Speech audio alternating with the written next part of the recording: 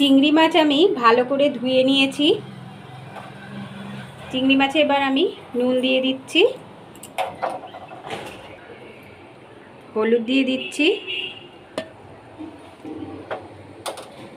নুন হলুদ দিয়ে আমি ভালো করে চিংড়ি মাছটা মেখে নিচ্ছি।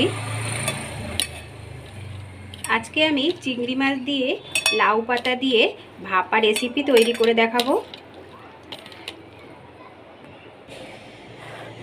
নুন হলুদ দিয়ে আমি মেখে নিয়েছি। এবার এর মধ্যে আমি সর্ষের তেল দিয়ে দেব। সর্ষের তেল দিয়েও আমি ভালো করে মেখে নিচ্ছি।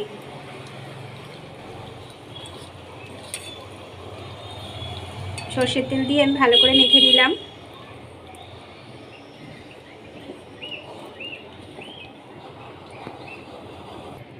এখানে লাউ পাতা নিয়ে নিয়েছি।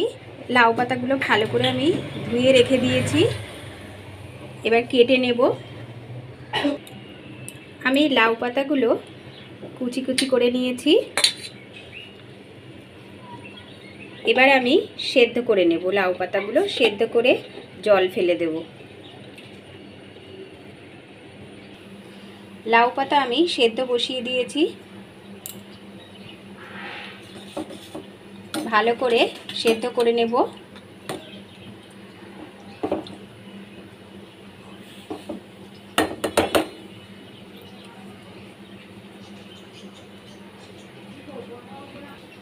আমি একটু নুন দিয়ে দিচ্ছি। নুন দিয়ে আমি একটু সেদ্ধ করে নেব।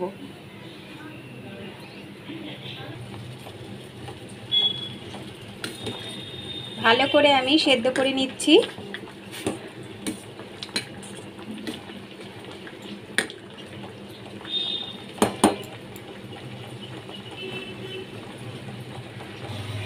এখানে আমি পোস্ত নিয়ে নিয়েছি, কালো সর্ষে নিয়ে নিয়েছি আর সাদা সর্ষে নিয়ে নিয়েছি। বেটে নেব। লাউ পাতা আমি সেদ্ধ করে জল ঝরিয়ে রেখেছি। সাদা সর্ষে, কালো সর্ষে, 4টে কাঁচা লঙ্কা আর এখানে আছে পোস্ত। আমি সব বেটে নেব। সাদা সর্ষে, কালো সর্ষে আর পোস্ত আমি বেটে নিয়েছি।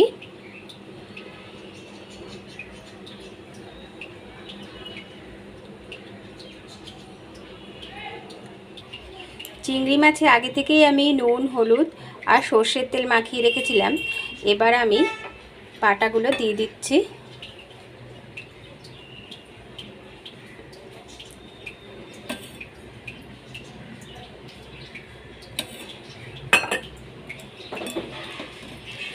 বাটাগুলো দিয়েও আমি ভালো করে চিংড়ি মাছ মেখে নিচ্ছি।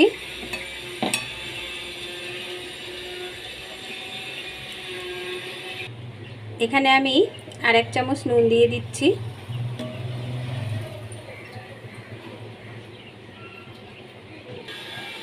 চিংড়ি মাছ আমি সর্ষে বাটা, পোস্ত বাটা দিয়ে আর লঙ্কা বাটা দিয়ে ভালো করে মেখে নিয়েছি। এবার আমি সেদ্ধ করা লাউ পাতা দিয়ে ভালো করে মেখে নেব।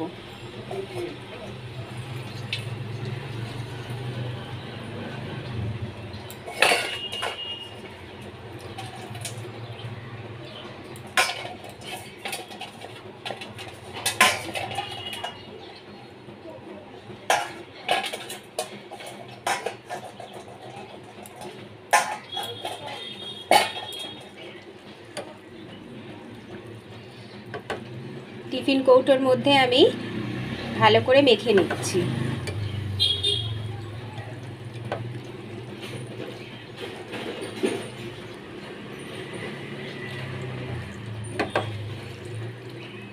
এখানে আমি 1 চামচ কাশ্মীরি লঙ্কার গুঁড়ো দিয়ে নিয়েছি। কাশ্মীরি লঙ্কার গুঁড়ো দিয়ে আমি ভালো করে মেখে নেব।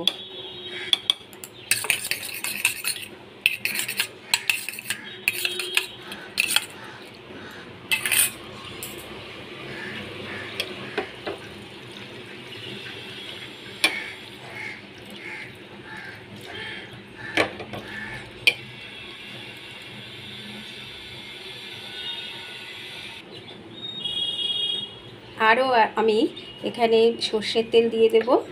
সর্ষের তেলটা একটু বেশি লাগবে। সর্ষের তেল দিয়ে দিলাম।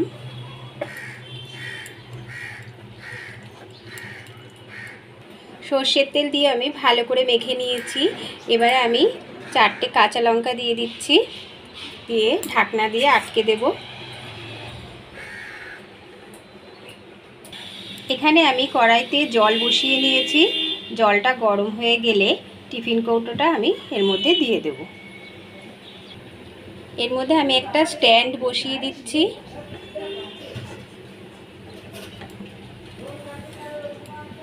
টিফিন কৌটোটা আমি বসিয়ে দিয়েছি। এবার আমি ঢাকা দিয়ে দেব।